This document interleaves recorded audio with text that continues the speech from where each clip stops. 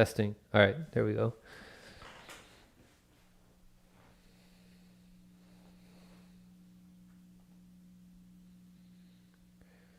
What's going on, everybody? Welcome to Frank Analysis. I'm your host, Franco. Where is independent media right now when it comes to environmental issues? Surely there are some channels that talk about it, but are they going deep enough? This one person who I have on today certainly is going deep enough, and that's Kevin Sandblum from Black Bear News. It's really great to have you on, Kevin. I tell people that this is a channel that they should follow. You're no longer on YouTube, you're now on Rockfin, but you go really deep into the analysis of environmental issues. And I think that that's a space that independent media really needs right now. So, Kevin, thank you very much for being here. How are you? I'm good. Thanks for having me. I appreciate it. Yeah, so I stacked up some extra boxes just for this occasion. oh, nice. Yeah, so I just want to start by asking you, like, where do you think independent media news is right now when it comes to environmental issues? Like, I know you've talked about it on your show, but I would like my audience to hear your perspective of that. I think I think basically that independent media is far behind, uh, far behind where they should be as far as environmental news goes. There are not a lot of YouTubers or independent journalists that are really diving deep on environmental issues. Um, that's unfortunate. It is a weird space to be in because I think people just generally don't want to deal with the news. I think it's something, it's one of those issues that makes people uncomfortable Hmm. because it's so big and there aren't really any easy answers. And so it's kind of overwhelming, I think, for people. And, I think that's just a reality that it's emotionally, it's a lot for people. There's a lot of So nuances. So, rather like, not they deal gotta with it. inform themselves about biology, like all the environmental science, ecology, even its animal behavior. Like, all these things are interconnected, right? Yes. Climatology. They have to consider all these things. So it's just, I guess it's a lot of time that people would have to dedicate in order to talk about certain issues regarding Yes. the environment. There are some channels that talk about like environmental activism that's happening on Yeah. the ground, like Lee Camp. Sure. Graham Elwood also talks about it sometimes, but again, they're not as deep into it as you are. Yeah, and I appreciate them for doing that. They are one. I try to point out channels that are covering the environment, but it seems to be one of those issues that's and also climate change, right? So everybody's like, oh, the Democrats are screwing us, and the Republicans are a mess, and you know uh, the cabal is, doing all the stuff to us, and all that is true. But it seems to be that's that people want to talk about just the general political climate, and then go and climate change. Oh, and climate change is Right, a yeah. problem. And in my mind, climate change is the problem, and a lot of people aren't there yet. And again, because maybe because it is uncomfortable, or maybe it is. But I mean, if we're going to actually do something about it in a fundamental, overarching way, it's going to have to become the problem. And things are, and also I think that it, it's it's one thing to talk about political issues and how they affect us, but if you're not talking about political issues in the context of climate change, then um, I think the mark is missed. Hmm. You know, because when you're just talking about the Green New Deal or people getting solar panels on their house, or we got to switch our infrastructure, that's not, we're not even in the same city on that issue, right? Like I think Planet of the Humans, the film by Michael Moore, did a really good job in spelling out the enormity, the severity of the climate crisis,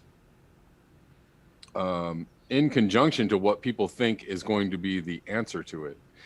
And and those, you know, those kind of voices and those kind of messages and uh, are ones that are being constantly suppressed and not, and people don't want to look at that stuff. You know, if you, I don't know if you watched that film. Yeah, I saw it. Yeah, but It was if very doom and gloom. oh yeah, And it was so a lot of people who, when I first came into this space, like when I started listening back in like 2016, 2017 to more independent channels, like for example, Humanist Report, Secular Talk, they would talk about Sunrise, they would talk about 350.org, Naomi Klein, and these people like Naomi Klein and what's his name from 350.org, they were the ones that wanted that movie Planet of the Humans to be censored because it exposed their grift. Like these channels initially, when I would watch them and they talk about environmental issues, like I feel like they used to talk about it more often than they do now, but they would present electoral politics as a solution. Like, oh, we need, this is why we needed a Green New Deal, but that's yeah, not enough. It's not enough. And we also need to really understand what's going on, like all the nuances behind it, all the sciences. But yeah, what are your thoughts on these people like Naomi Klein, who wanted to censor Planet of the Humans, which, in your opinion, or not so much in your opinion, but in reality, is more accurate, right, than the analysis that some of these NGOs give about what's happening with our climate? absolutely. Yeah, there, I, you know, was having a kind of a debate on Twitter just, you know, last night, this morning with someone, and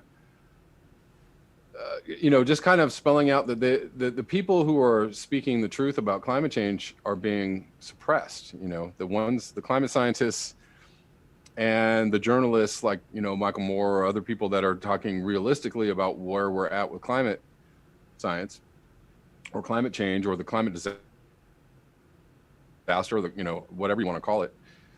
They're the ones that are being, you know, the backlash is, you know, easily, you know, viewable.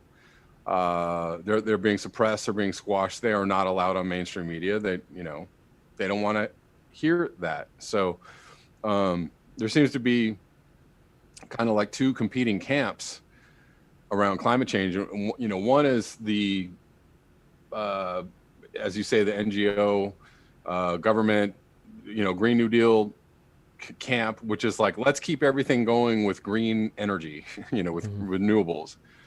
And then there's, you know, the other camp of climate change activists, which are like, no, we need something way deeper than that. We need transformation on a, you know, you could say transformation on a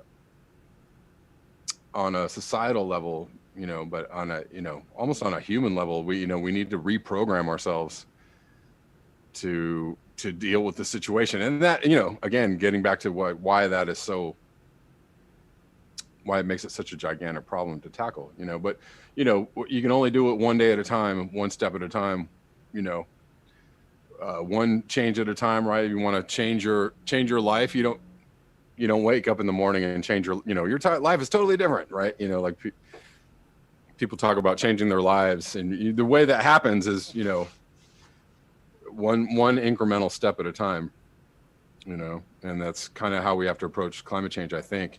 If we're going to have a chance, it's just kind of, you know, little by little. But I think that people are waking up to the obviousness of the problem, right? We have, you know, power grids going down in Texas because of a polar snap, which is caused by the reason why that extreme cold thing happened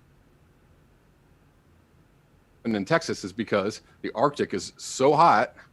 If you look at the difference in temperature anomalies in the Arctic, it's exponentially off the charts, right? The Arctic is 2, 3, 4, 5 C hotter all the time than the rest of the planet. So this heat in the Arctic is pushing out the cold air that's supposed to stay in the Arctic, you know, and pushing it over places like Oklahoma and Texas. And that's why we keep getting a polar vortex every single year.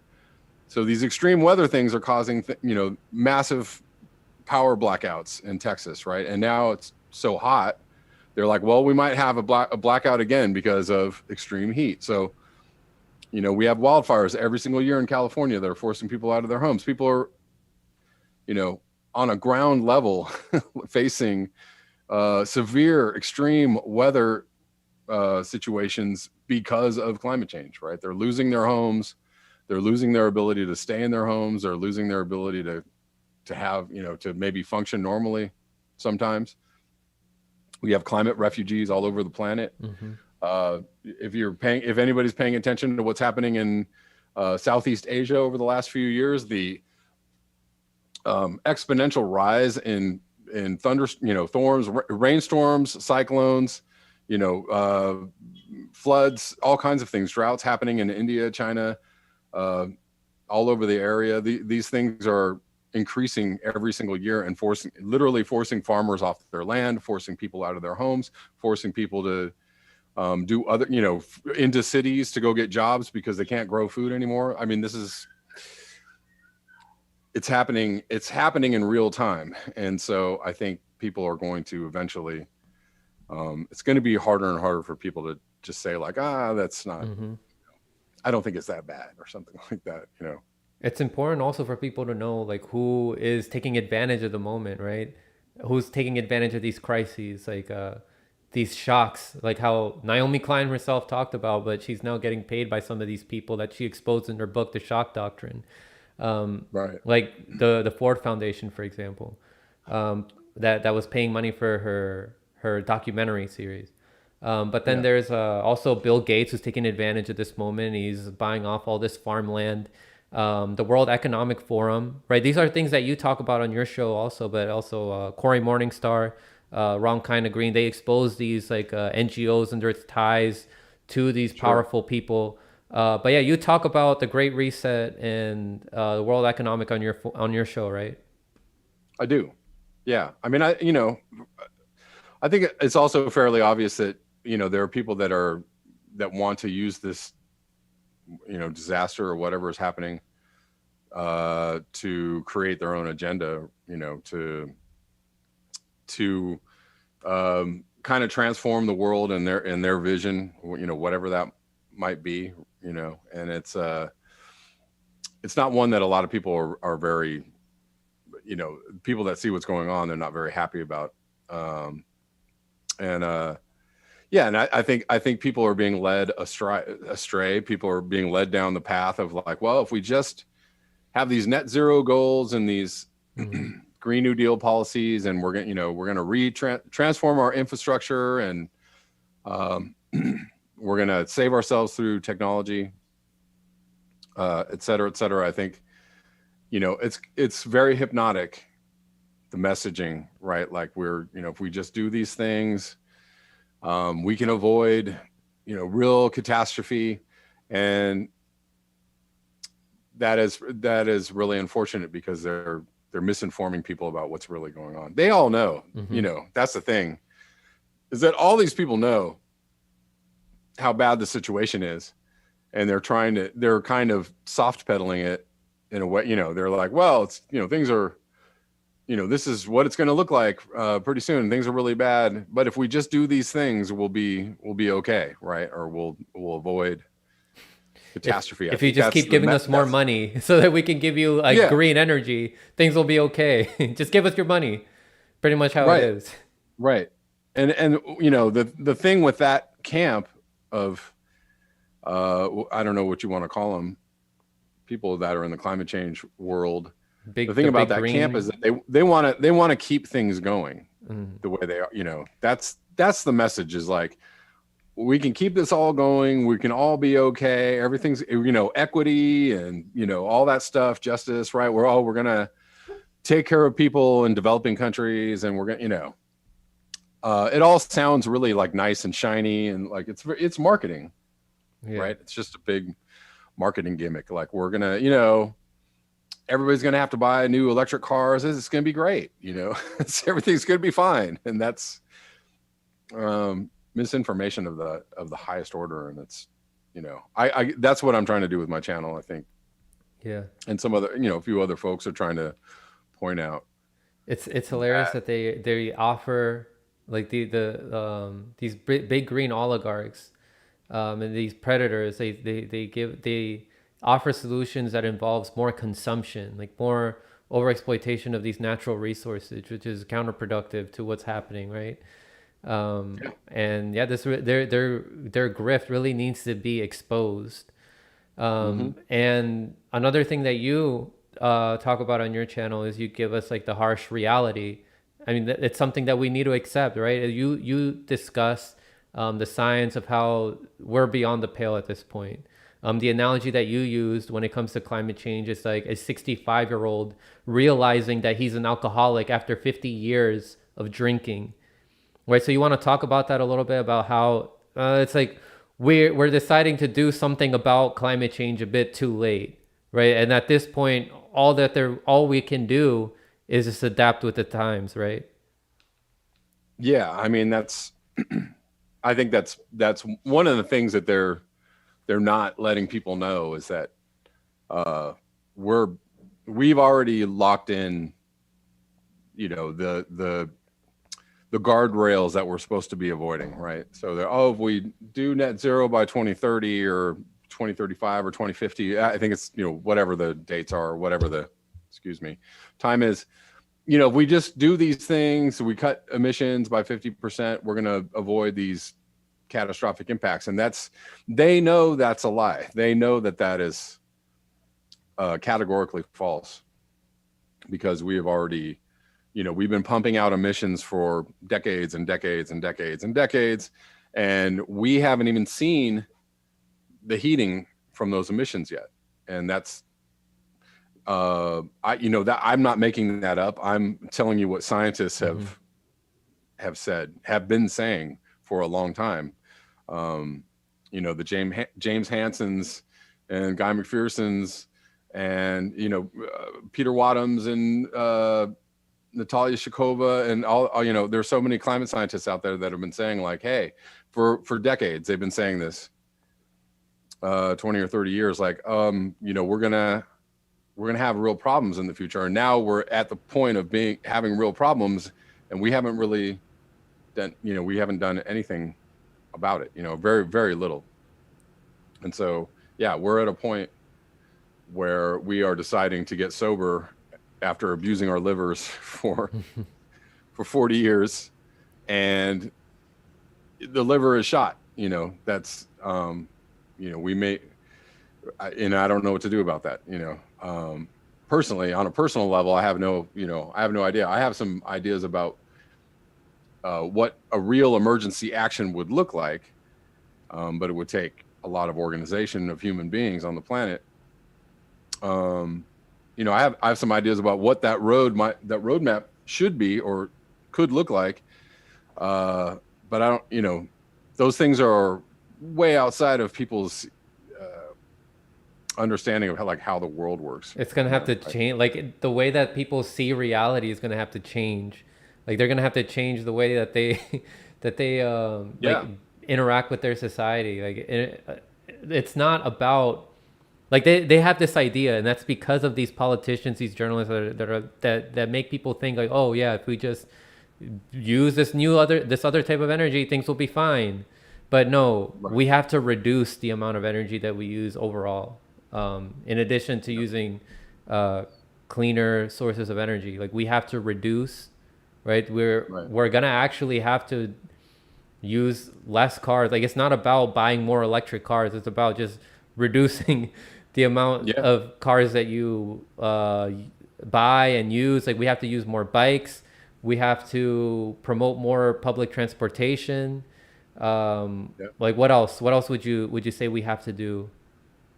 Um. Well, all of those things are great things to do. Like there are a lot of things that people can do on a personal level, um, that can that can help. Right. You can reduce your own consumption. You can reduce the amount of random things that you buy. You can try and reduce the amount of plastics that you bring into the world. It's very hard, because everything is made of plastic or wrapped in plastic, or Mm-hmm. but I don't know. It seems futile on a personal level, but I think that it's one of those things, like every little bit helps, right? Like if a million people are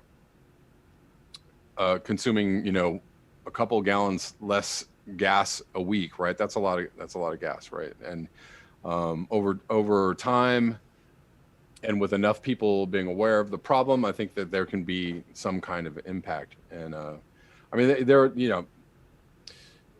I know plenty of people who have given up their cars and only take public transportation or only bike, or or just drive their cars very minimally, right? Like maybe maybe they only drive their car once a week, or whatever it is that you can do. There are a multitude of things that you can do to try to bring down your own personal carbon footprint, or Mm-hmm. you can grow food, you can start to kind of try and get yourself off the grid. You can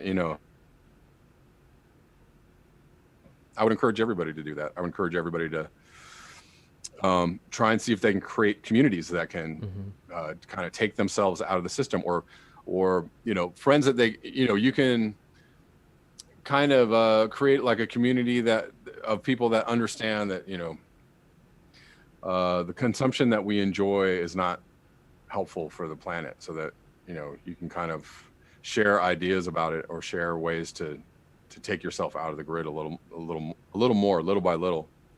But on a political level, I don't know what it is we're going to do, because everything about the political system is meant to keep the political system going, and everything about the political system is meant to keep the system going as it is, right? And no, it would take a few very strong, brave people, and then it would take more than a few very strong, brave people to back them up, to absolutely change the political system that we have, right? And that's not even just about climate change. That's about kind of everything that's affecting our lives, right? Mm-hmm. We're being taken over by this corporate, I don't know what you want to call it, corporate technocracy, or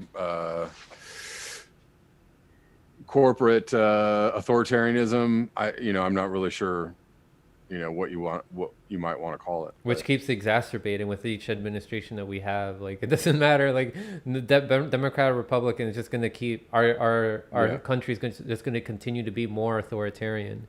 yeah, So and in addition to like what you were saying about what people need to do with opting out, like this has to be integrated with what other people are doing and trying to build more communities as they opt out, implement some of the things that the Black Panthers had done when they were organizing with their communities when they opted out. When I was on your show, I think it was like a month or two ago, we talked about freedom cells, which is what Derek Bros is doing. So yeah, all of that has to be integrated together. Because I don't see a solution in electoral politics. The way I see it is it keeps getting worse, no matter who we elect yeah, into Congress or as the president. Like I'm preaching to the choir here with my audience, but if you vote for these progressives, they're just going to be just the same as their colleagues that take corporate money. yeah, it doesn't seem to um, make a difference. We have people that are supposed to be progressive, or supposed to be outside, fighting the system, or getting in there and making change, and what happens is they get changed, right? And so, yeah, I don't see it happening from within necessarily. And so maybe the best way to go about it is to create alternative um, alternative lifestyles, or alternative communities outside of the system, and just try and drain the system of its energy and of its influence over people's minds, because that's the biggest, one of the biggest threats, I think, or one of the biggest impediments to getting something done, is that um, people are really bought into the system on multiple levels, right? Uh, we think this is the way that we have organized our civilization, is the only way that it can be organized, right? And so,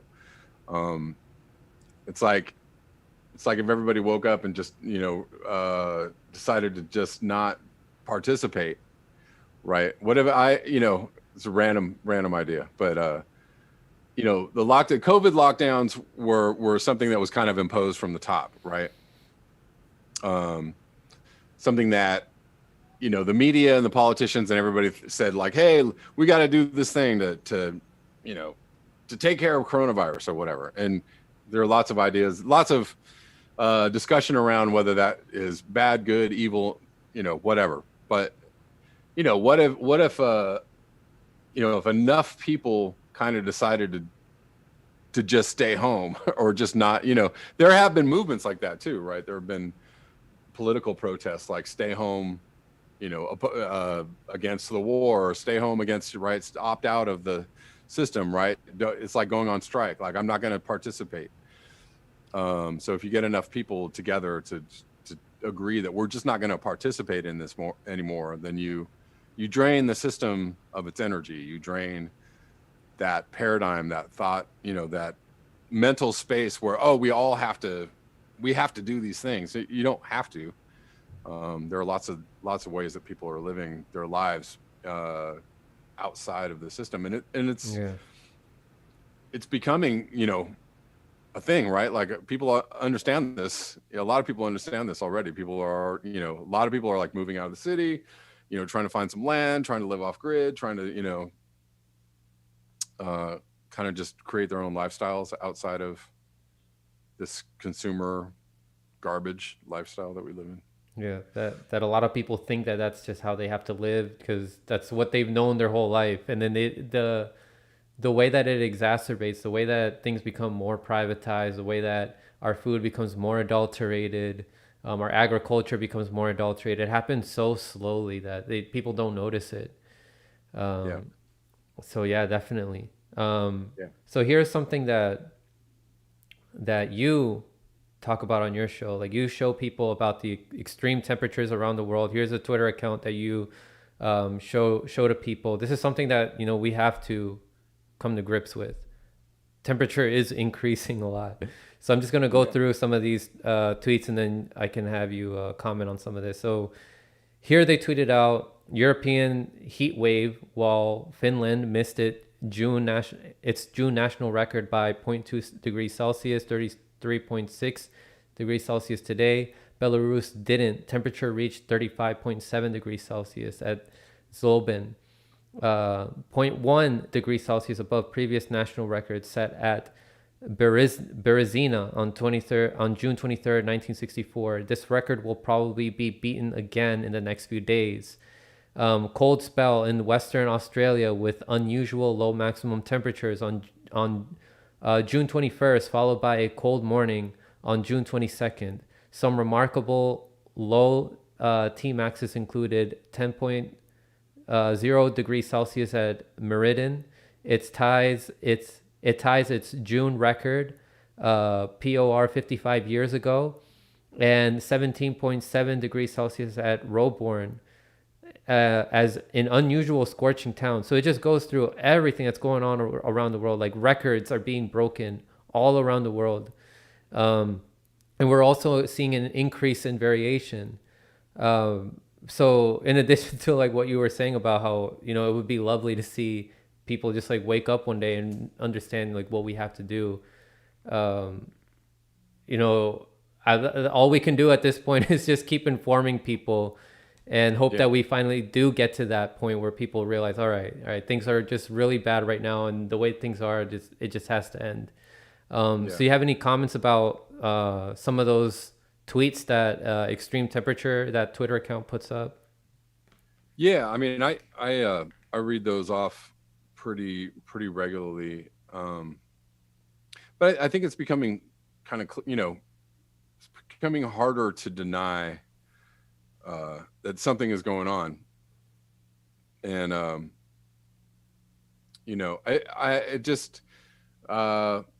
I think that there will be eventually a tipping point, not just in climate change, but a tipping point in people's minds about where we're at and what's actually going on. And there was some, there's been a lot of polls over the last few years around how people think about climate change. And in the last, 2 or 3 years, the number of people that believe it's a serious problem has gone up sharply.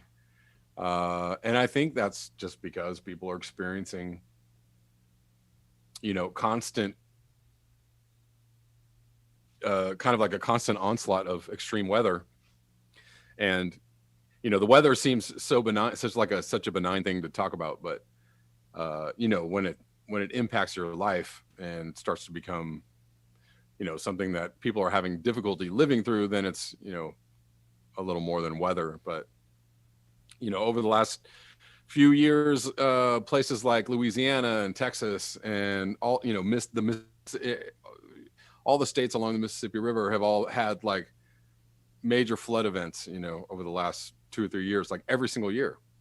And that's not normal. They call them like 1,000-year floods or 500-year floods, right? These major flood events. Oh, this amount of rain only happens every 500 years. But if it happens every single year, then it's no longer a 500-year Right. flood event.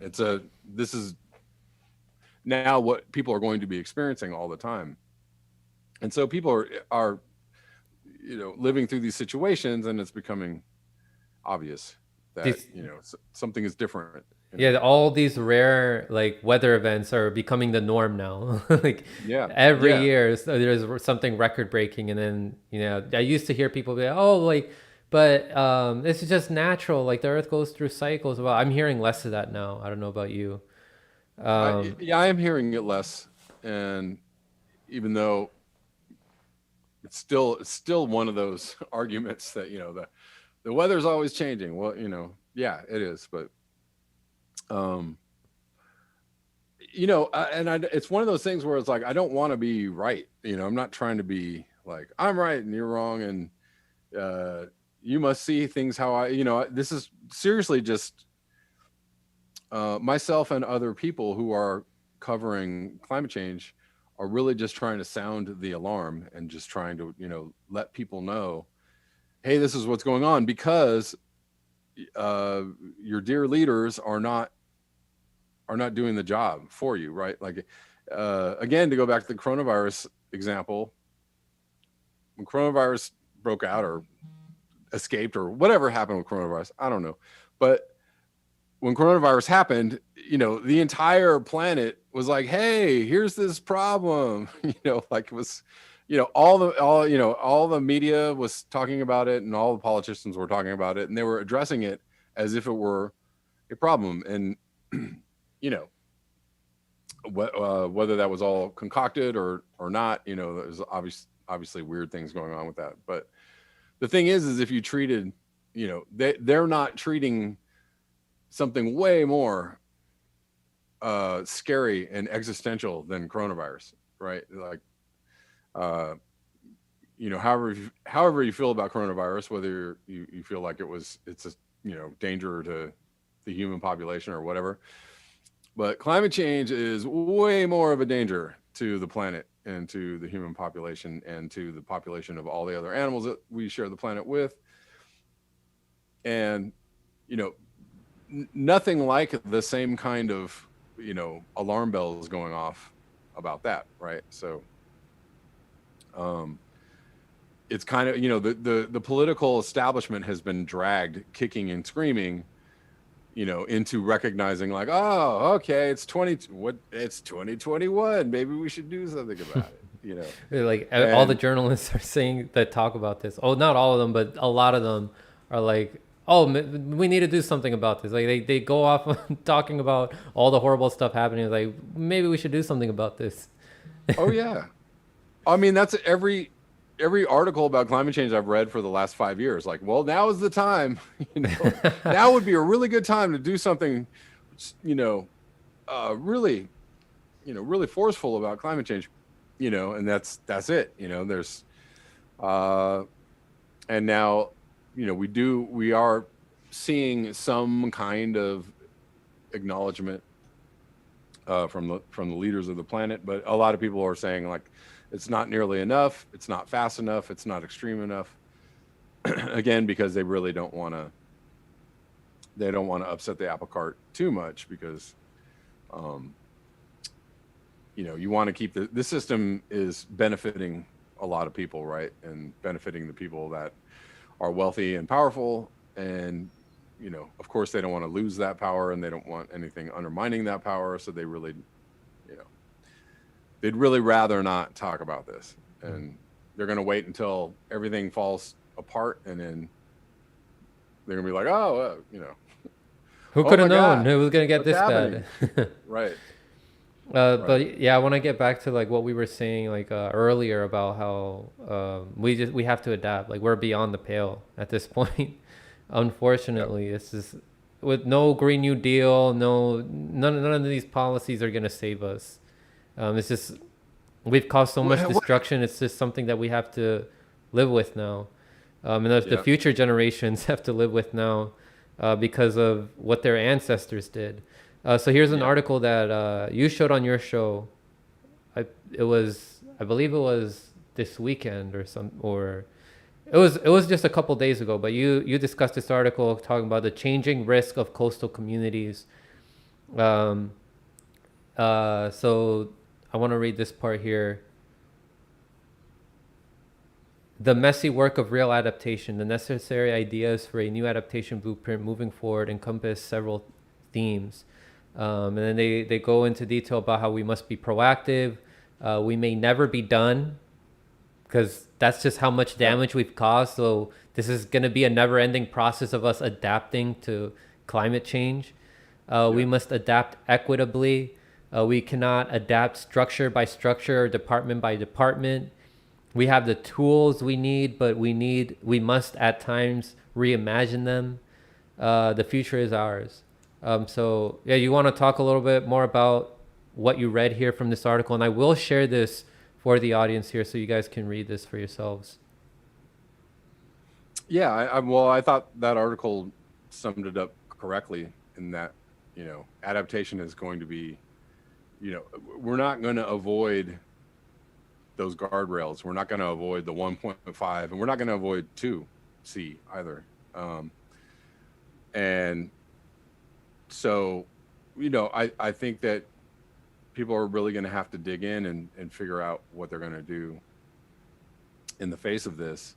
And it is, you know, what they said about department by department or structure by structure, like that, it's not going to be, I don't think the governments as they are, whether they're city, state, whatever, they're not really, probably local governments are maybe might be more prepared to deal with something quickly, but the way we're set up, we're just not gonna, we're not gonna really react in time, and especially if they're not, if people are not being realistic about what is going on. But they, you know, there's already like a relocation program in Florida for people that, right there, because they already have king tides happening in Miami and other places, and they already see what's happening, and they know, they understand, like there's going to be places underwater, if not all year round, they're going to be underwater quite often through the year.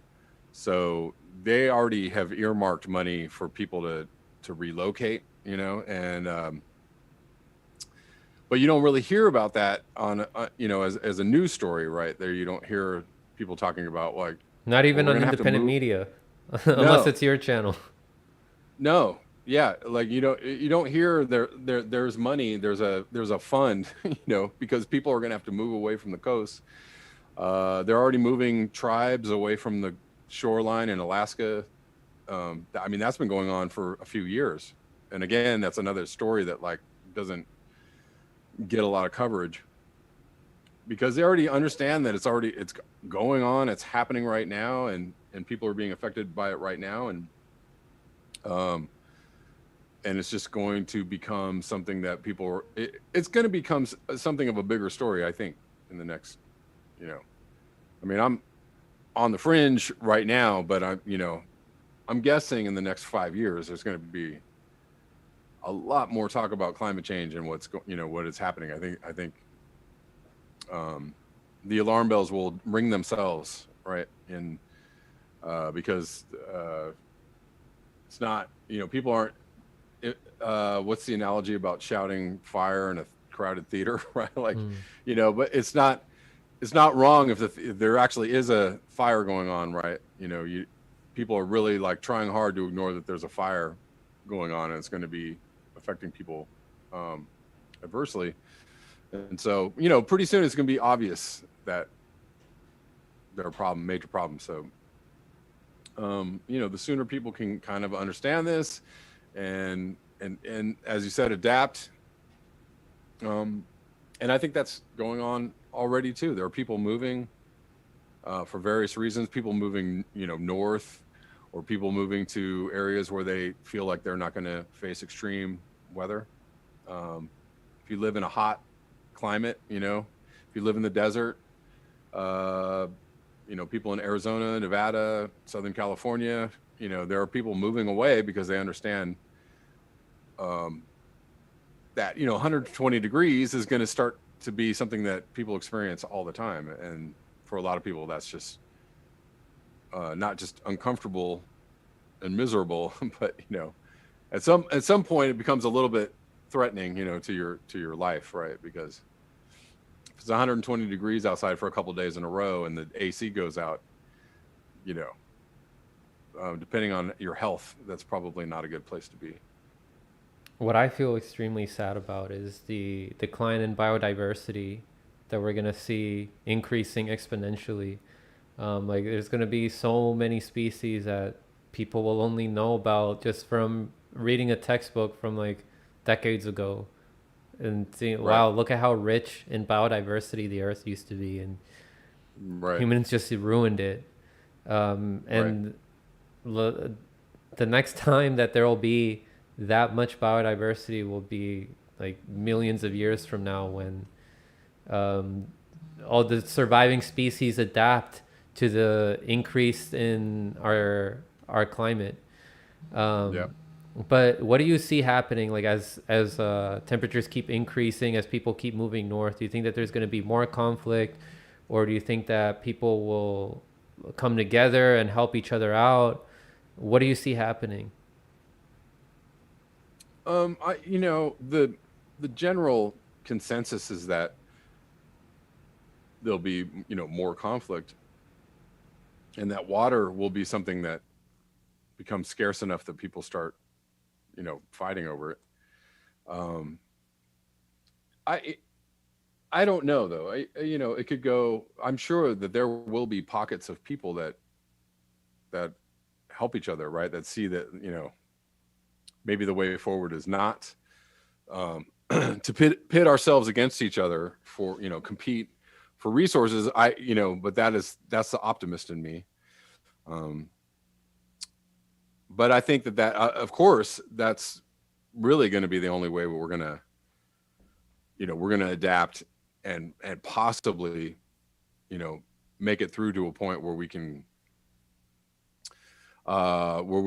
possibly avoid, some serious damage. Or uh I mean, we are officially in an extinction event, right? Yeah, So we're not, it's not coming, it's not something that we're waiting to enter. We're already in an extinction event. That's yeah. also something that nobody ever talks about. Like, we are in the sixth or The seventh sixth mass mass extinction, whichever. extinction. Yeah. Yeah.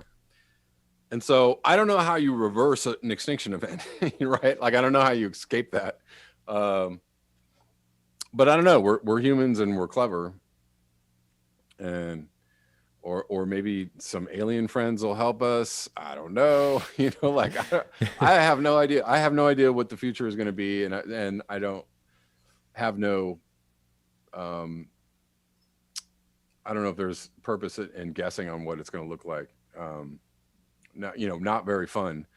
Unless we do,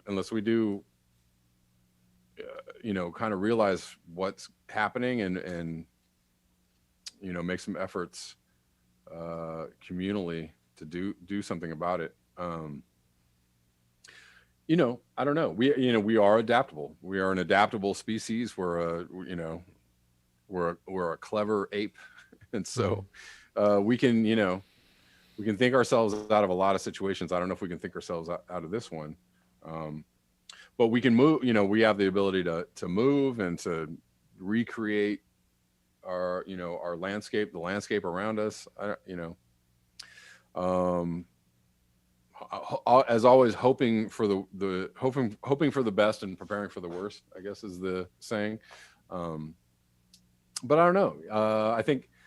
I think doing something about it meaningfully is going to entail people really understanding what the problem is first, and we might have a chance to evolve, right? Mhm. So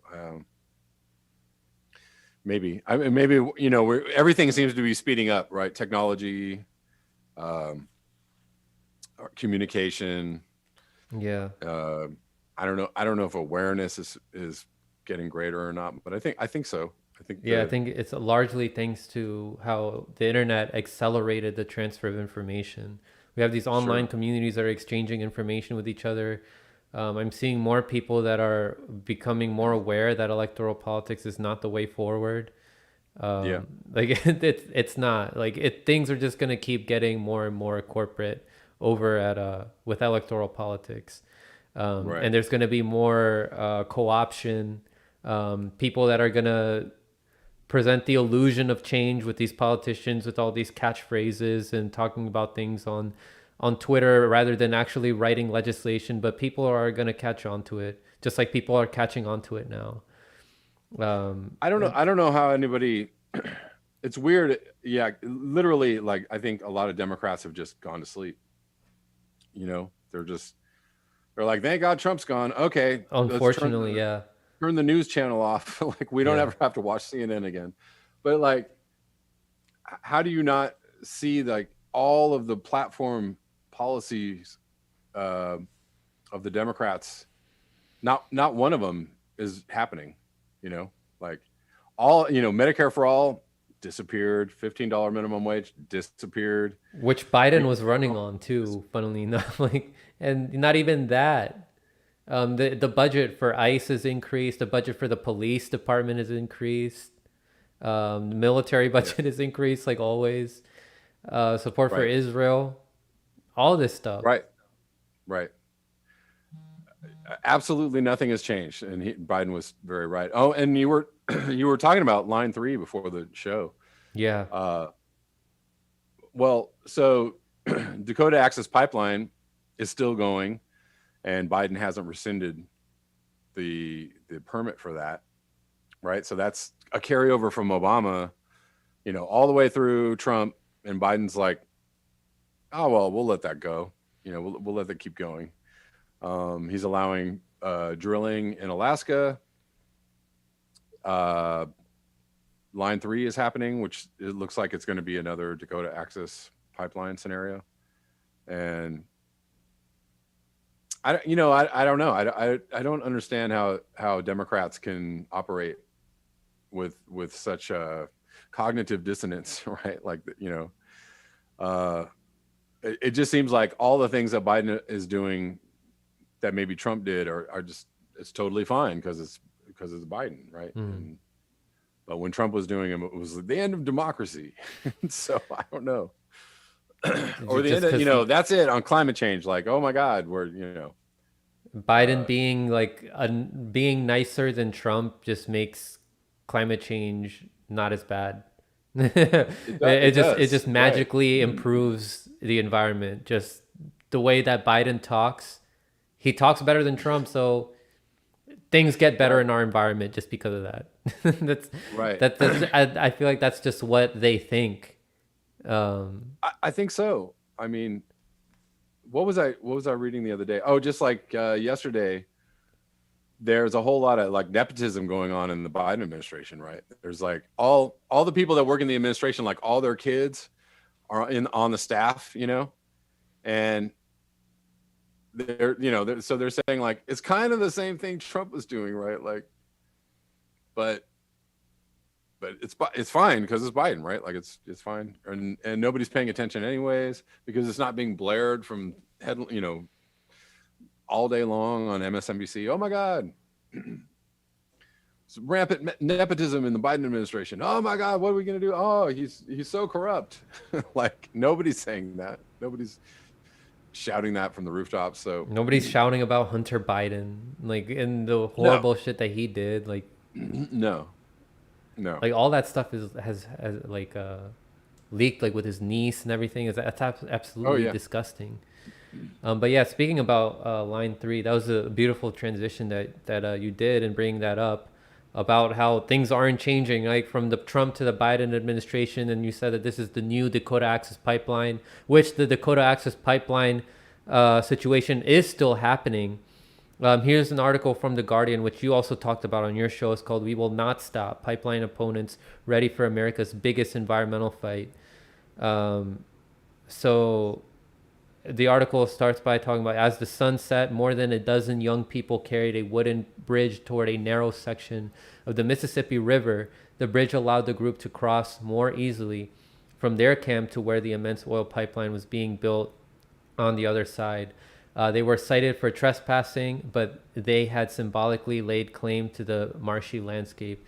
That same day, Dawn Goodwin's voice was soft but forceful as she spoke into the camera. I'm calling on you, Joe Biden, to uphold our treaties because they are the supreme law of the land.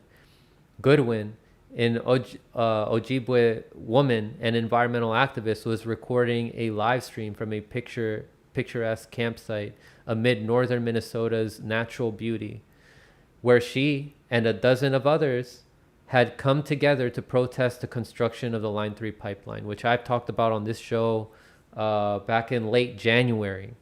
And I was trying to get some more people on the show to talk about this, but unfortunately I didn't hear back.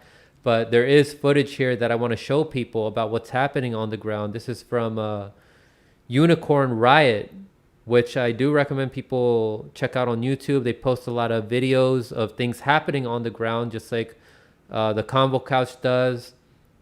So they're over there right now. They have people over at northern Minnesota showing people trying to stop Line 3 from happening. So I'm just going to play a little bit of the footage here, and then I can hear from your comments, Kevin. All right. Like an intro narration. Okay. Whatever names they're comfortable with.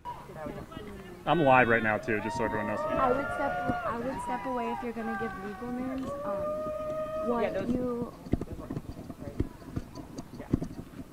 I was gonna say. All right, so they're showing police there. So what I. Of open exposed area here, the sun is very hot. Everyone's kind of, losing fluids and minerals. And so around 3, a bunch of police came in from over here, took over this area, made several arrests. They've cleared most of the people out of the area. They've made, I would say, several dozen arrests in here. The remaining people are either up on top of this equipment, or there's several people who are locked down to machinery as well. So our stream went down, did our best to bring it back up as soon as we can. Kind of like have the monopod janked up to try to get a good view over their fence here. We're gonna try to show you the process of them removing the rest of the people who were locked down. So yeah, thanks for bearing with us. Thanks for watching.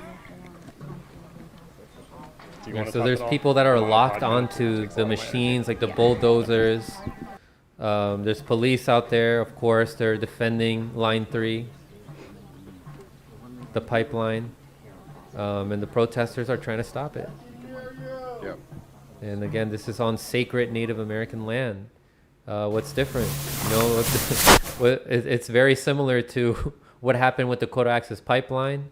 Then there's also Colonial Pipeline. That's still happening also, which I've talked about on this show with Robbie Yeager. Yeah, Kevin, what are your thoughts on all this? Did you see the footage of the helicopter?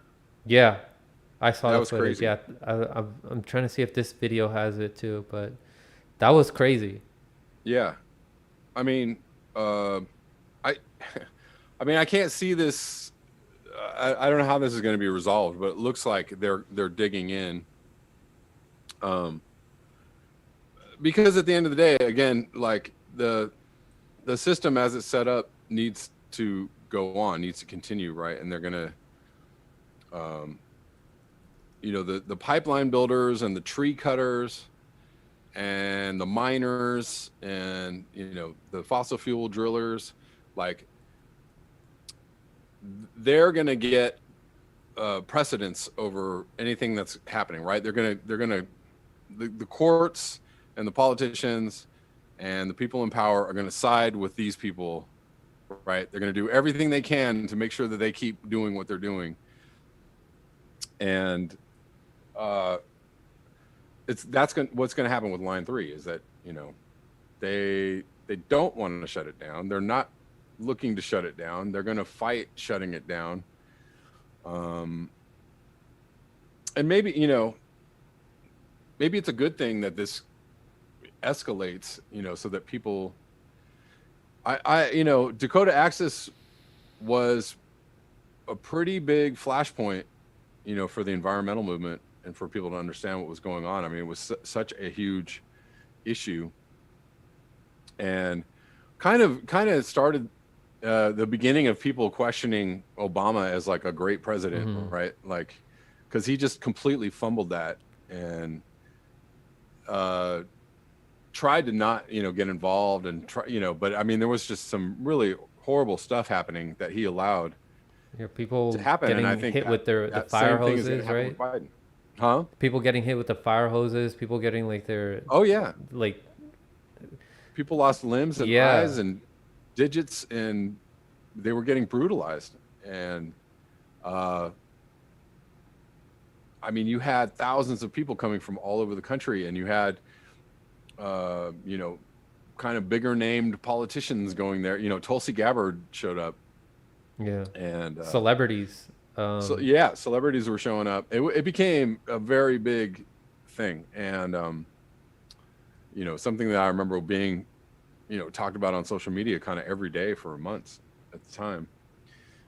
This hasn't really gotten the same traction yet. It's starting to a little bit, but again, like, people aren't covering environmental issues, and social media is becoming a more difficult place for people to talk about political issues going on. But I foresee this being a pretty big kind of showdown, because I don't think the protesters are going to give up and go anywhere. And I think when some of the channels that do talk about it, they only talk about it for like once, for like a 7-minute video, and then the next time they talk about it is months later, which I'm kind of guilty of that too. I haven't talked about Line 3 since January, like late January. I should be talking about this more, and I will. I might even make a trip. I'm down to do something like that to show what's happening on the ground. And you brought up like what happened with the helicopter. I managed to find footage of that. So right here on Twitter, let me zoom in for people so that they can see. But yeah, they're using helicopters here as a weapon against protesters, because in this country, corporations matter more than people. They matter more than the environment. Because what happens with these pipelines, like if it spills and it damages the environment, that can affect our health also. Yep. So let me just play that. I mean, real quick imagine for if people. Trump did this. Exactly. Yeah. Right? So yeah, here I'm showing here the helicopter.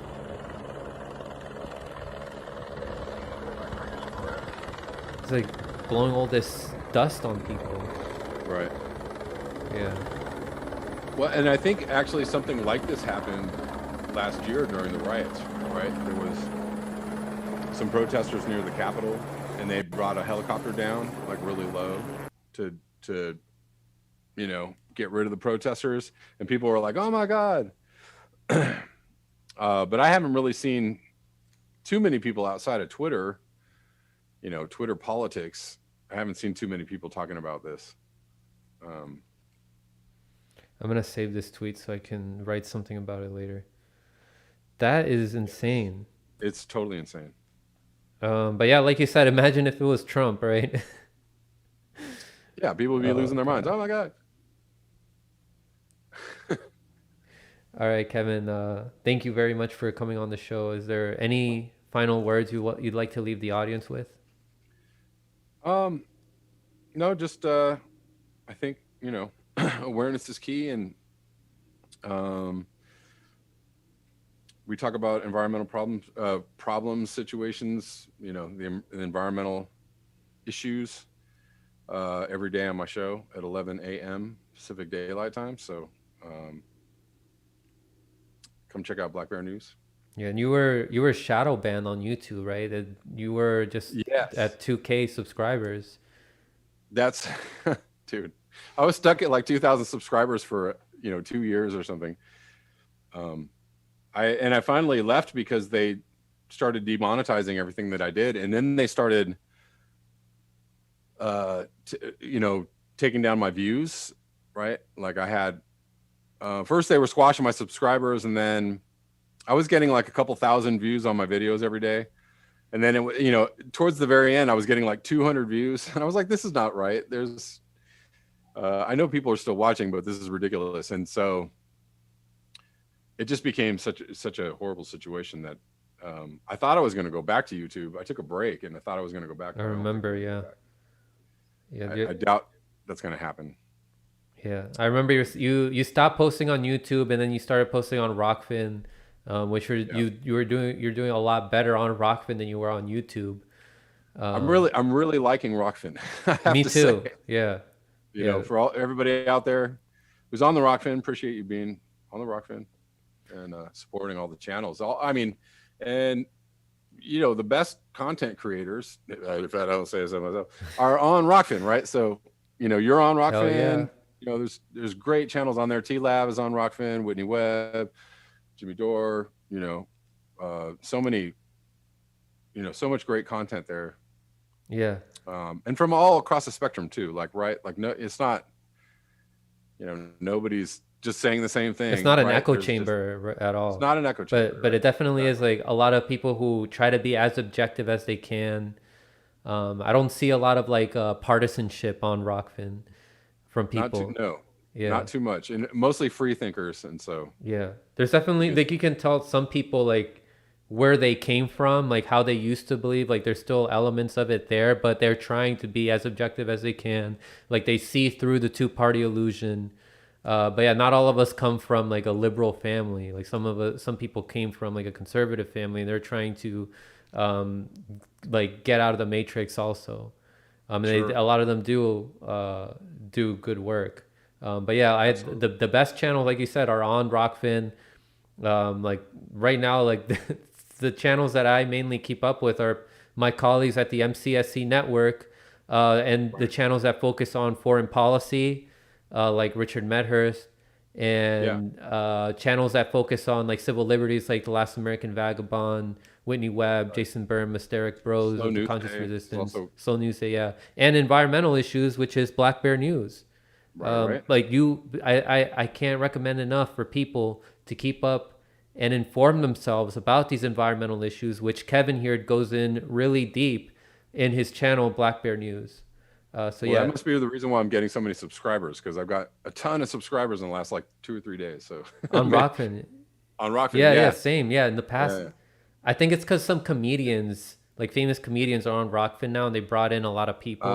Because my follower count went up a lot, like almost by 1,000. Also, Rockfin does a lot of promotion too. Like I see ads for Rockfin on Facebook and Twitter all the time. So they're doing a good job, putting the word out. And they also are pretty substantial like email thing. Also, I'm on their email list, right? So they, I get emails from them all the time. When somebody drops a video, I get an email from them. So like they're really on top of the promotion game. I appreciate that. Yeah, everybody, please, I can't recommend enough. Follow Kevin Sandblum on Black Bear News on Rockfin, and on Twitter, right? It's at Black Bear News 1. Kevin, yes. Thank you very much for coming on, and everybody else, stay informed. Yeah, thanks a lot.